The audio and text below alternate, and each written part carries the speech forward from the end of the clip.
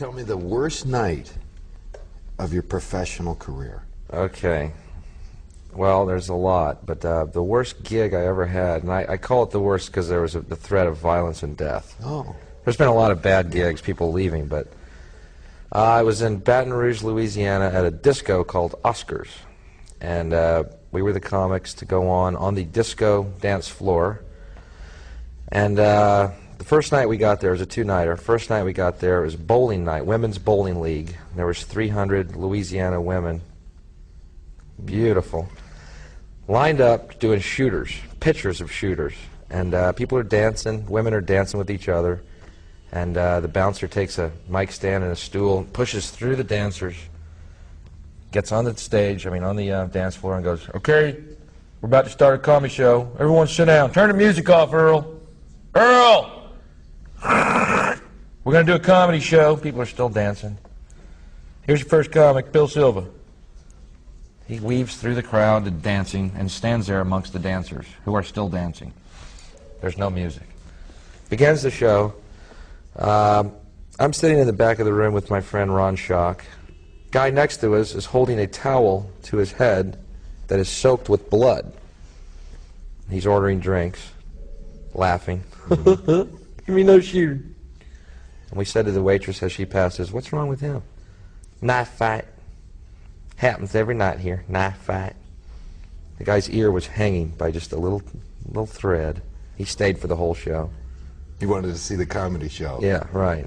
He was determined, and he heckled, and people go, "Shut him up. His ears hurt. Let him yell." Anyway, the first show that night, we had one show that night. That show was supposed to last an hour and a half. It lasted 15 minutes. Why? Obviously, the first guy goes on, people are still dancing to no music. He introduces the second guy. He bails immediately. "Let me bring up your first act." Next guy goes up, Ron Schock. He goes up, and for some reason in the back of the room, someone starts yelling, "Blowjob! Blowjob! Blowjob!" And finally Ron says, is he asking or giving? The crowd goes, "Ooh." This big guy comes through the crowd, up onto the dance floor, grabs Ron by the cheek, pulls him to his knees, and goes, "I'm asking, faggot." Ron introduces me. Good. Thanks, Ron. On his knees. "Bill Hicks." I come up, and I'm supposed to do 45 minutes. About 3 minutes into it, a guy walks up to the railing around the dance floor and just goes, leans and looks at me. I say, "Can I help you?" "No." I go, "What do you want?" He takes out a knife, takes the mic cord. The music starts up, and the people still on the dance floor start dancing again. That was night one. We have to go back the next night. Before the show, I go to Ron's room, and he says I happen to have 3 hits of LSD 25. I'm taking one. Who else is in? And I said, "Well, I'm in." So I took one too. So we decided to go back tonight, and we're tripping. And Bill Silva goes on stage, first guy up. There's less people there. All of them had been there the night before. So he had to change his material. Right, that whole minute that he did. He goes on, and for some reason, within a minute, there's an altercation and someone at the bar. And he goes, Bill Silva said, "What are you going to do, shoot me?" The guy said, "I might." And he raises up his pant leg, and in his boot, there's a pistol. And me and Ron are tripping, going, "They're armed. They're armed." Waitress is walking by, she hears us, she goes, "Don't worry if anything happens." Raises up her shirt, there's a 22 in her skirt. They're all armed. And we went up, tripping, and sweat pouring off our faces. People were hurling bottles at us. Real bottles, not even beer bottles. I'm talking the whole tequila bottle with that little metal thing, that pourer. They were using that to fling it. A lot of vibrancy. And I go on stage, and again, I'm supposed to be 45, and the whole show lasted about 22 minutes. And all I see in the back is the door open, and Ron and Bill silhouetted in the doorway to the parking lot with the check, waving it, going, "Come on, come on." And bottles are hitting the stage. And I ran through the audience, out into the parking lot. The audience chased us. They're throwing bottles, the owner throwing chairs at us. We go out, and we have locked the keys in our cars. Could anybody help us? Anybody got a coat hanger? So we just stand there going, those bottles are hitting around us. And finally, we just broke our own window, and we took off. How many years ago was that? That was about 6 years ago. Oh, you're a rough crowd. Rough crowd. Rough crowd. I've been back every year, and they like me now. That was the worst gig I've ever done. Because there was an actual threat of being killed, really, and they would have not thought, I mean, it would have been part of the festivities. And then we danced. Remember when Tommy threw up, and then we killed that guy? And then Earl couldn't find his hat. This is great, reliving this fucking life. Like that. So tell us your first night ever on stage as a paid performer, Okay, well, paid comic. the first gig I ever got, professional gig, was at a department store called Sakowitz in Houston. Their Christmas party, which they held at 7 in the morning before they all went to work, in the basement of the department store. And they told me to get there at 6:30. You know, make sure, you know, just make sure we know you're there. So this is my first paying gig, and I think, well, cool, I'm making, you know, good money to get up, whatever. I get over there, and there's a huge buffet of, you know, the powdered eggs and the bacon, and everything started really late. I got there at 6:30 because I was a professional, and they were starting late, and the ventriloquist hadn't showed yet, or she had showed, and her dummies hadn't showed. They'd actually lost their dummies in the mail. I mean, in the airport. And she was just frantic. She'd lost her act, you know. Right. They said, we're going to send it over as soon as possible. But the guy who put it on said, look, we're running out of time. We got to open the store. While people are eating, could y'all just do your act, you know, somewhere in the line of the buffet?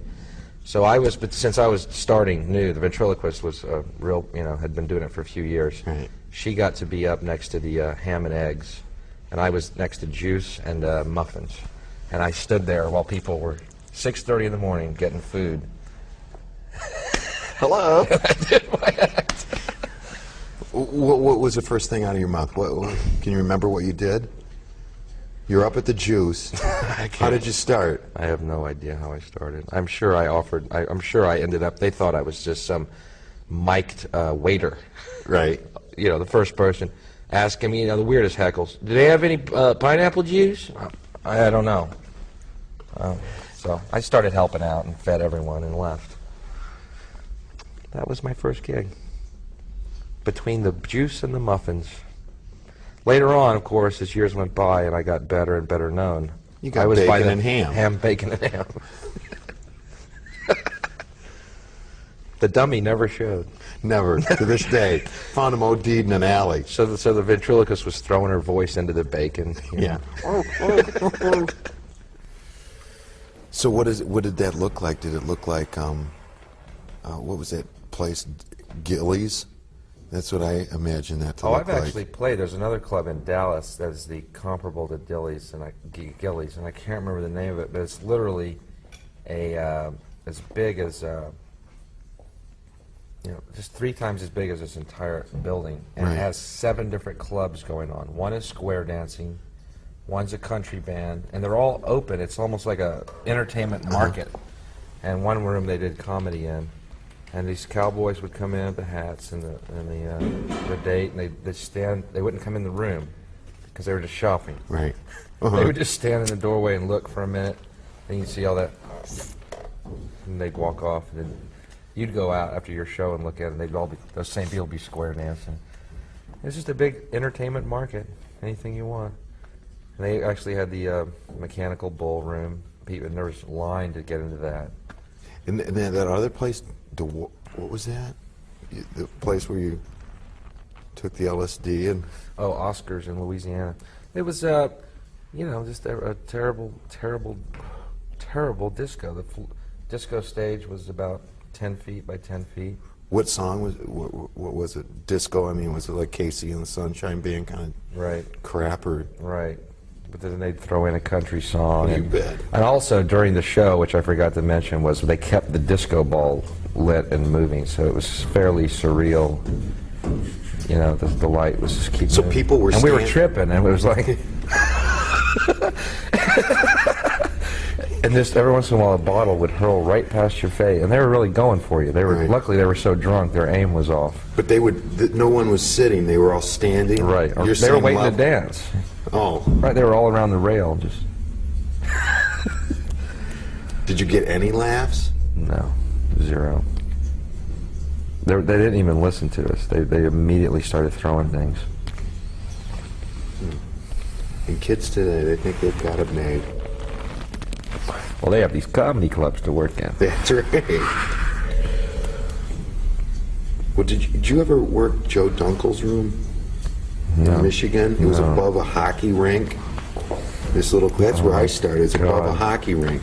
So you'd just be getting to your punchline. All of a sudden, the hockey team would score. And it was no cover, quarter beer night, and it was do or die. I mean, it was do or die. They smelt blood, they'd kill you. I've worked several bowling alleys, and one in Detroit, this place called Chaplin's, and I. Oh, right, okay. Yeah, and I knew I was in trouble, and when I was at the hotel, I said, "How do you get to the club?" Okay, you go out on this street, and you're going to pass 3 bowling alleys on the left. Go down to the end, take a right. You're going to see 2 bowling alleys on your right. Keep going. You're going to pass 3 more bowling alleys. Take a left, and it's the bowling alley you come to. So let me get this straight. You guys like bowling around here? Yes, the guy goes, we do. He goes, not really. I don't. So we go there, and it was literally you'd be on stage in the bowling, and you see 1,000,000 cars, and you go, oh, maybe there's a crowd. Right. And you go into your side, the comedy side, and there's nothing. The bowling alley filled. And people would be in the show if they'd finally, the overflow, they'd come in and sit down, and then they'd go, Johnson, your lane. And they'd get up and leave, and that was, you'd have to wait until the overflow happened again. So Chaplin's is in a bowling alley? Mm-hmm. An active bowling alley. Oh, I thought of another really bad gig, too. It just happened to me. No, you just change your battery and keep, whatever. Keep rolling here? Yeah, I'm fine. your You guys mic's, just talk. his mic's on, right? Yeah. I mean, for you, you can go ahead and say it. Well, this was in Walnut Creek, California, right outside of San Francisco. Saturday night, big crowd. Big crowd, full. And I get on stage, and there's these 3 girls on the front row, and 2 of them are just talking as though they are long-lost sisters and have finally met because they've been seated together at a comedy club. They are totally oblivious that I am on stage. And I think, well, I just got up here. I'll let them talk. They'll settle down. So I'm talking, you know, and they just keep talking. I finally look at them and, excuse me, the show going on here. And they just... Anyway, and so I go, look, you know, if you want to talk, go outside. I'm sure someone here might want to hear the show. And shut up. So this is getting weird, you know. It's like a minute and a half into my act, and finally I just snap, and I get down on her face.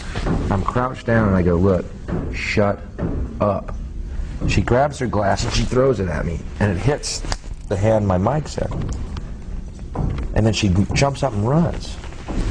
And I get back up, and I go, oh, that's weird. The crowd, as one man, goes, they get up and they leave the room. All of them. About 30 people stayed, spread out. I'm going, this is weird, man. Didn't y'all see what happened here? You know, and I did my whole show, and people were booing. They were just yelling at me. I go, what is this? It turns out, all they saw was me bend over. They heard a, and then she ran. They thought I punched her. Right in the face. Good. I didn't know that, you know. It was a tough hour. What amazes me is that some people stayed. I love that. The idea, like, yeah, he hit her, but he's got some clever stuff. Yeah. I would have done the same thing.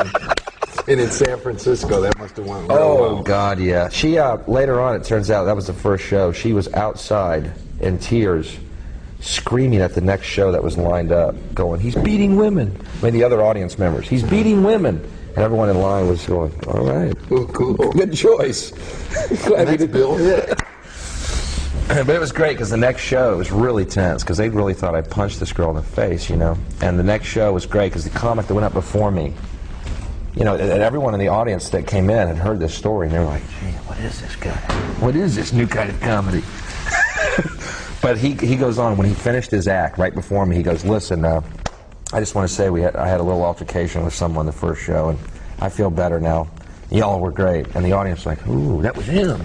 Oh, he took your... He took the heat. Oh, no. Yeah. And then I went up and just did it, and the audience was buzzing afterwards. Where's the guy that beats women? We feel gypped. There were several women on the front row of that show. He could have slugged any Right. one of them. So you had to follow that. So you shot somebody. Right. Right in the face. Look at that beer. Here they all stand. What are they doing? Sing to that blues gig.